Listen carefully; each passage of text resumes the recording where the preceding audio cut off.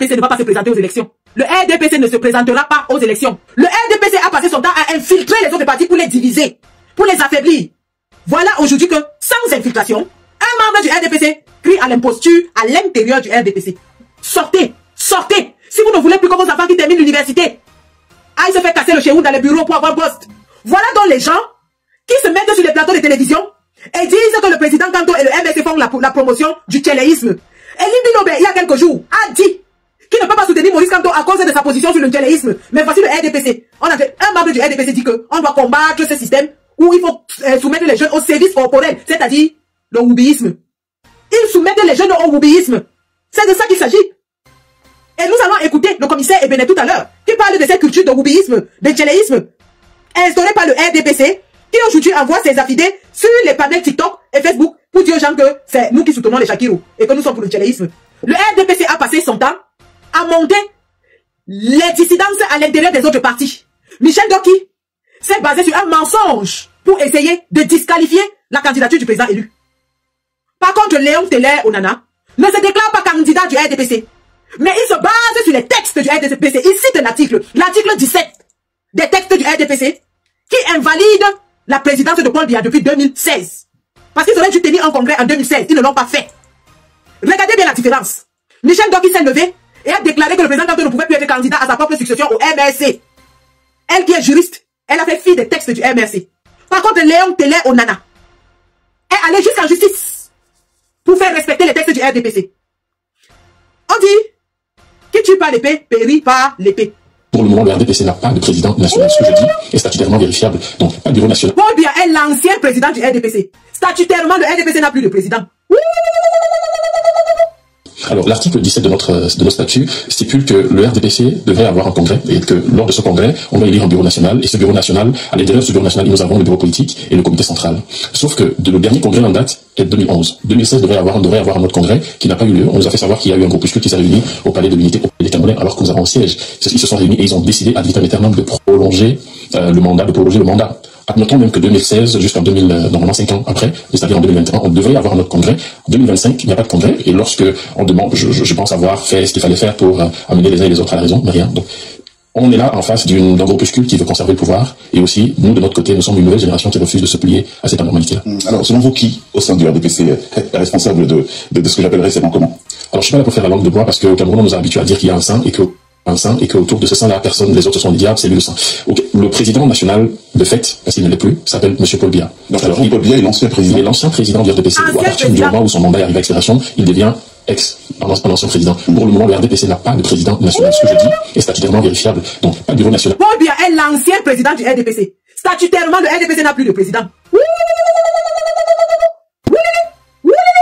Est-ce que vous entendez ça? Et c'est en France, c'est un média international qui va il a déjà déclaré au Cameroun, hein. C'est maintenant sur la scène internationale. Paul Biya est l'ancien président du RDPC. À l'heure actuelle, le RDPC n'a pas de président. Donc le RDPC ne peut pas nous présenter un candidat. Est-ce que vous comprenez ça? Allons, quand l'heure du changement a sonné, hein, rien à faire, les carottes sont cuites.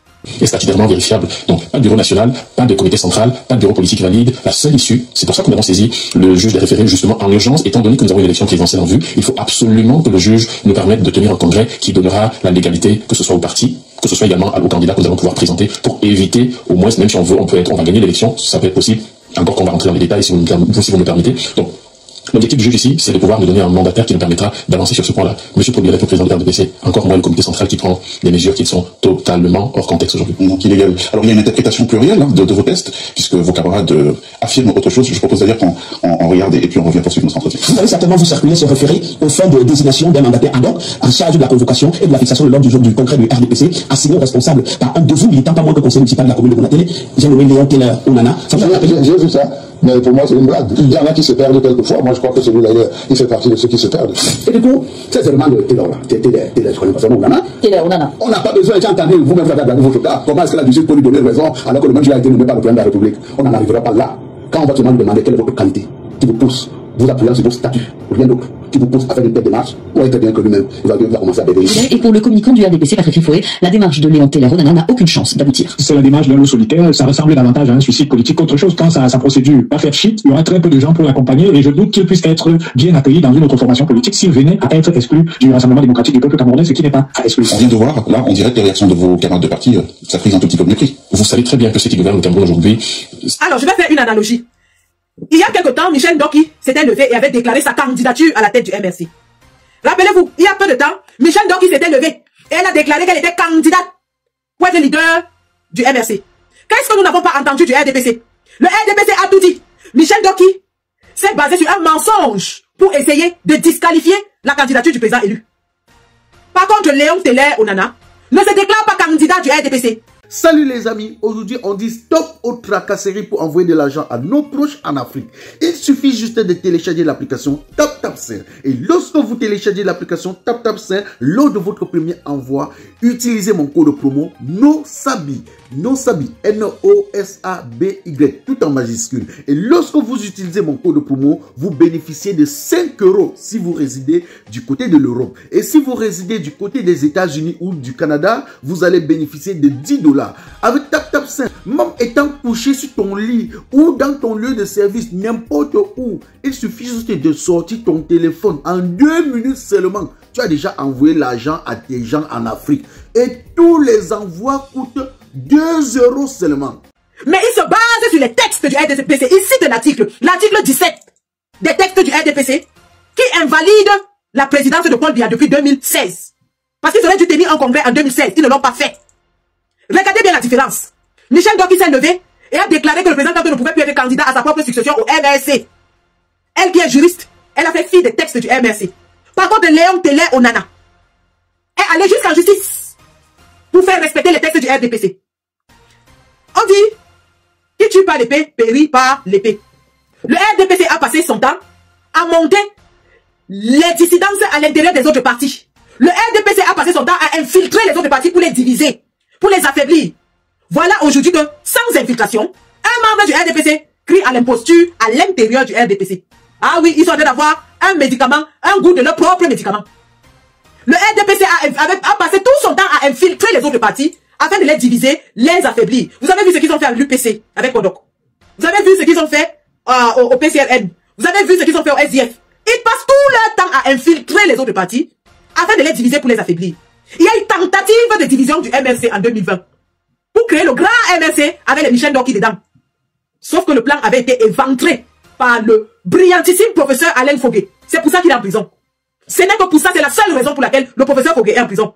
Parce qu'il avait éventré le plan satanique diabolique du RDPC de diviser le MRC en deux.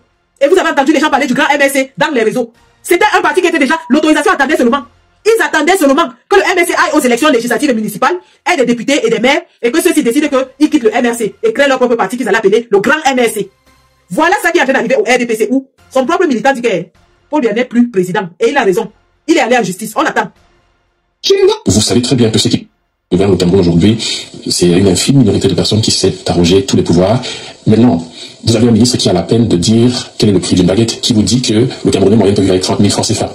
Vous êtes en Europe, à moins de 50 €, on vous dit une famille peut vivre avec moins de 50 €. Est-ce que vous pensez que cette personne a encore l'âme humaine? Je ne veux pas dire, je ne veux pas aller plus loin pour ne pas blesser les uns les autres, mais il faut aller voir le contenu de la personne. Maintenant, le dernier, c'est un obligé. C'est pour lui que je me bats. Il est envoyé pour faire ça. Parce qu'en réalité, il n'attaque pas le fond, il attaque plutôt l'individu. D'accord. Alors, les audiences ont débuté récemment. Léon Teller-Onana, quid de leur déroulé?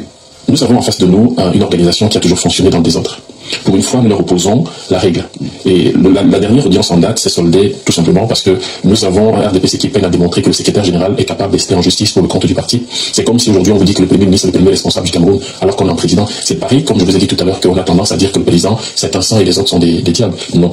Aujourd'hui, nous avons demandé au juge de demander à la partie adverse de prouver statutairement que le secrétaire général du parti est en capacité d'ester en justice. L'audience du 8 mai prochain nous aidera donc plus ou moins à clarifier cette position. Vous estimez comment? Non, bien le contraire, puisque aucun statut ne stipule que le SG peut prendre des décisions pour défendre le parti devant les tribunaux. Alors, la prise de vos camarades, la prise de parole de vos camarades du parti, pour l'instant, n'est pas forcément en votre faveur. Vous vous sentez marginalisé ou soutenu par une frange de militants? C'est un petit groupuscule d'individus accrochés à leur privilège qui viennent dire ce qu'ils viennent dire. Allez-y, baladez votre micro dans les rues de Yaoundé. Le RDPC aujourd'hui est confondu à l'État, donc ceux qui dirigent le RDPC sont les mêmes qui dirigent l'État. À un moment donné, je parle au nom d'une génération méprisée, d'une génération qui dit non, d'une génération qui ne va plus se laisser faire. Alors, je pense à un moment donné que si le Cameroun veut évoluer, si effectivement le président de la République, qui est par ailleurs président national sortant, l'ancien président de notre parti, voudrait laisser un héritage utile pour les générations à venir, à la fois, il devrait d'abord organiser le congrès, participer à l'organisation du congrès, décider de ne pas se présenter aux prochaines élections pour donner à cette nouvelle génération, tout au moins, de redonner un visage nouveau à notre pays, le Cameroun. Donc, cette minuscule de personnes qui parlent, sincèrement, ne représente pas la quasi-totalité des Camerounais qui me soutiennent à l'intérieur du parti,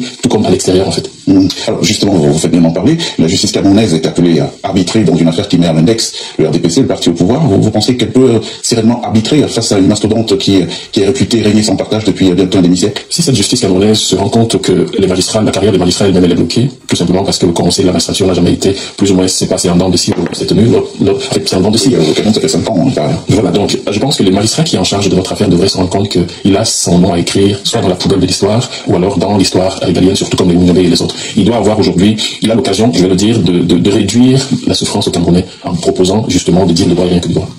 Alors, si le tribunal vous donne raison, que comptez-vous faire? Alors, si le tribunal, ce qui est certain, c'est que le tribunal devrait me donner raison. Je ne suis pas en train de demander, parce qu'en fait, il doit dire le droit et rien que le droit.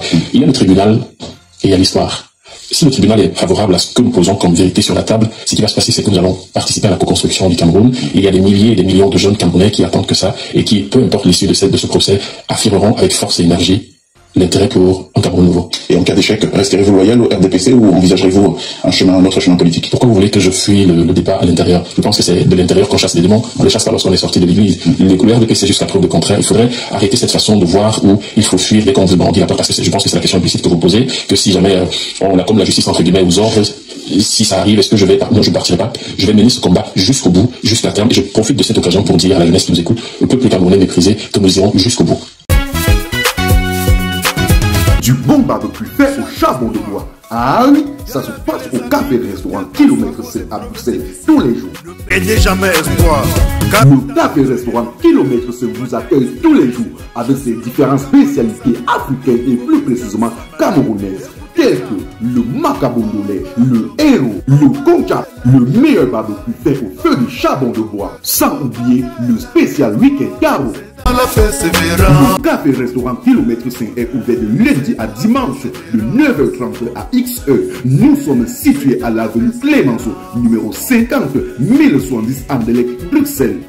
Maman Chambon. Téléphone 0032 485 90 43 et 76 ou encore le 0032 244 916 et 11. Alain Kilomètre 5, finis-nous avec ton bon barbecue. Warlai, je vous jure que j'étais là-bas, j'ai mangé le tarot, c'était bon jusqu'à... Donc ce recours judiciaire n'est pas l'expression d'une exaspération insurmontable? Ce recours judiciaire est l'un des derniers remparts que nous avons dans cette République. Il y a la conscience citoyenne qui voudrait que lorsque un parti comme le nôtre est dans cette posture, qu'il y ait encore des hommes encore lucides au niveau de la justice pour éviter la catastrophe pour notre pays et pour notre parti. Je pense que le président qui a dit qu'au moment au soir de sa vie, il aimerait qu'on garde de lui le souvenir d'un homme qui apporte la démocratie, pour une fois devrait dire à ceux qui l'entourent de laisser la justice faire son travail et rien que son travail. Et que répondez-vous à ceux qui estiment que vous tentez de déstabiliser le parti? Ceux qui déstabilisent le parti, ce sont ceux qui ont volé les fonds publics. Je pense que la majorité de ceux qui se retrouvent aujourd'hui en prison, ce sont mes anciens camarades. Je me dois de dire la vérité face à vous, tout simplement parce que j'appartiens à une autre génération. On a toujours confondu le RDPC et les individus qui ont utilisé le RDPC pour spolier l'État, pour détourner. Alors, je vous prendrai un exemple.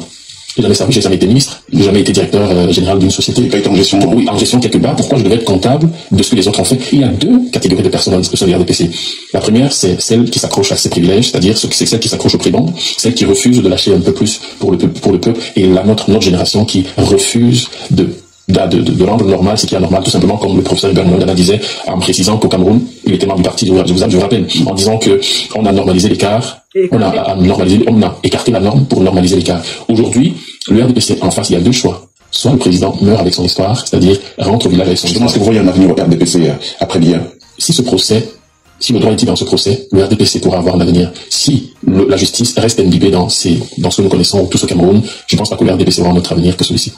Alors là, on est en pleine année électorale au Cameroun. Vous avez bien conscience que votre action en justice aujourd'hui est une menace même pour la présentation de votre parti à ces élections? Pas du tout. La menace ici, ce sont ceux qui refusent d'entendre la voix de la vérité. Ce sont ceux qui ont congrès. Bien évidemment, ce sont ceux-là qui refusent pour une fois d'écouter le peuple. À un moment donné, lorsque vous avez fait votre temps et que vous savez très bien que ce temps que vous avez occupé était inutile, il faut partir. Il faut savoir partir. Il faut savoir laisser les choses. Je pense qu'on est arrivé au point aujourd'hui, il faut laisser de côté les partis pour parler clairement de ce qui est utile. Le Cameroun, 43 ans après, qu'est-ce qu'on en a fait? Vous avez aujourd'hui des personnes qui ont érigé certaines pratiques. On ne peut pas avoir des jeunes qui ont fait quelques études et à qui on propose obligatoirement certains supplices corporels pour essayer d'avancer socialement. Il faut combattre ça. Alors, vous faites bien. Alors, il parle des supplices corporels pour ne pas dire ce que l'ancien commissaire en exil Ebene a dit dans son interview. Voilà donc les gens qui se mettent sur les plateaux de télévision et disent que le président Kanto et le MSC font la promotion du tchéléisme. Et Limbinobe, il y a quelques jours, a dit qu'il ne peut pas soutenir Maurice Kamto à cause de sa position sur le tchéléisme. Mais voici le RDPC. On avait un membre du RDPC dit qu'on doit combattre ce système où il faut soumettre les jeunes au service corporel, c'est-à-dire le wubisme. Ils soumettent les jeunes au wubisme. C'est de ça qu'il s'agit. Et nous allons écouter le commissaire Ebene tout à l'heure, qui parle de cette culture de wubisme, de tchéléisme, instaurée par le RDPC, qui aujourd'hui envoie ses affidés sur les panels TikTok et Facebook pour dire aux gens que c'est nous qui soutenons les Shakiro et que nous sommes pour le tchéléisme. Le deuxième point qui maintient Biya au pouvoir, je l'ai déjà dit, il y a le satanisme, la sodomie de la quasi-totalité des hauts cadres de l'administration. On les sodomise et on filme pour les finir. Alors, Télé Onana, là, on vient de voir un ancien commissaire des renseignements généraux au Cameroun faire plusieurs témoignages depuis plusieurs semaines aujourd'hui. Cela anime le débat dans les chaumières. Qu'est-ce que tout cela vous inspire? Quand ça sort de la bouche d'un ancien commissaire de police, encore plus des renseignements généraux, vous voulez que je dise quoi? C'est la parole du pape.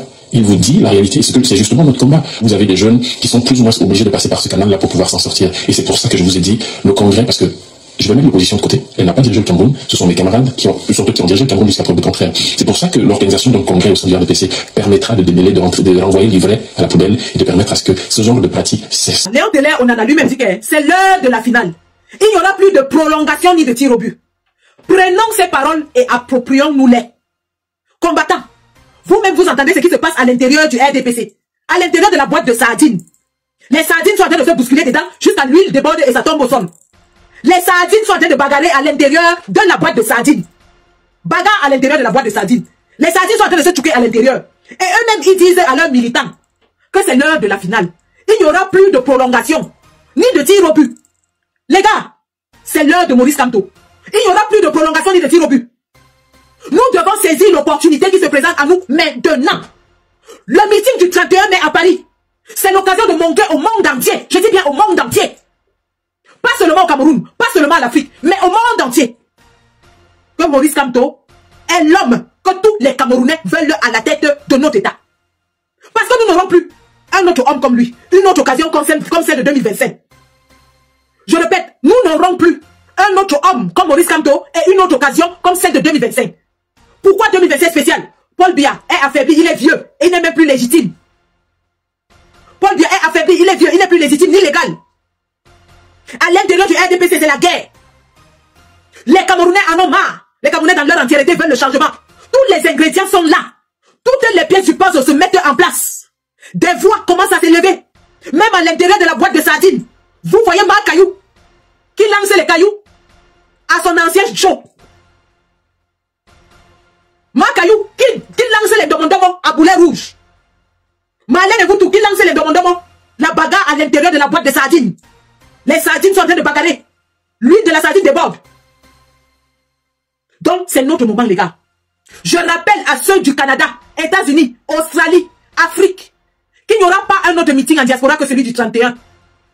C'est l'occasion d'être là. Prenez déjà vos billets d'avion. Prenez, réservez vos hôtels. Parce que Paris sera rempli le jour-là. En ce moment, pour cette période-là, EasyJet est encore moins cher. Moi, j'ai déjà payé mon billet d'avion. Mon billet d'avion est déjà posé. British Airways, tranquille. Je bosa là où vous connaissez là, mais le tout si je bosa ailleurs, parce que c'est que les détracteurs, les ennemis du progrès, vont aller me signaler. Je connais les gens qui me signalent. Ils sont pas loin, ils sont là, ils sont à côté de nous. Donc le tout aussi, vous connaissez mes plans. Moi, je suis habitué du bosa. Je bosa depuis au moins 5 ans dans ce combat. Pour aller à Pago, je bosa. Le tout si mon bosa va prendre un détour que vous ne comprenez même pas. Je sortirai de ce continent et je vais revenir par ailleurs. Est-ce que vous comprenez ça? Pour être à Parce que non, déjà que vous m'avez signalé. C'est vous qui nous signalez partout. Vous bloquez pourquoi nous ne voyageons pas.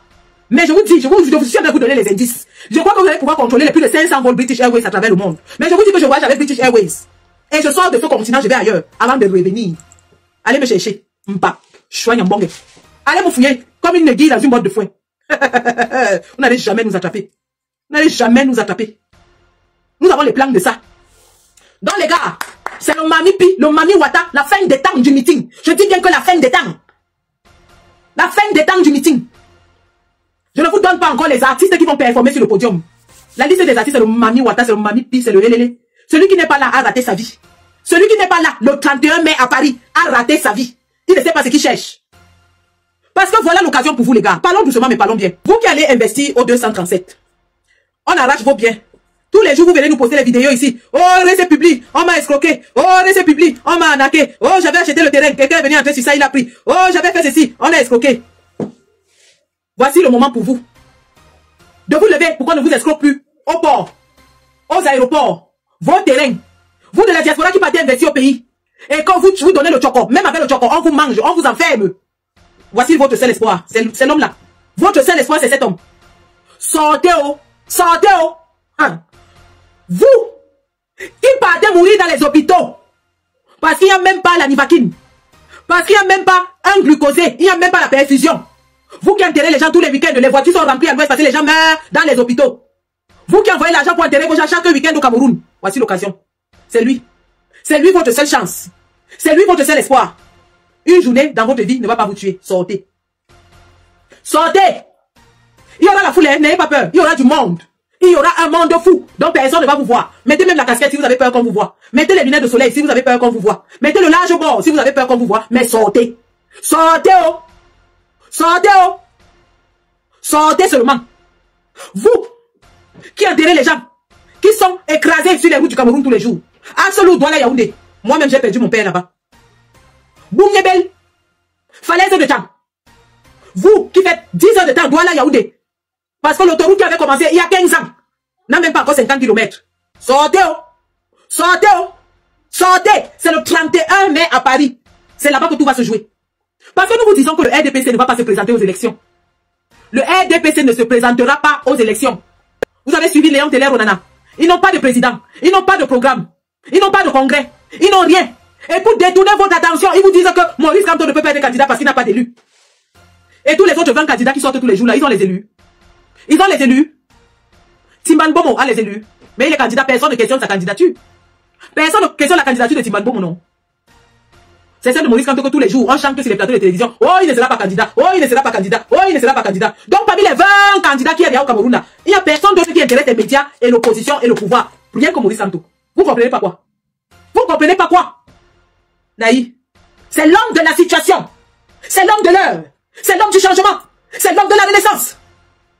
C'est celui-là que nous allons, nous, peuple camerounais, allons porter jusqu'au palais du peuple à Etoudi.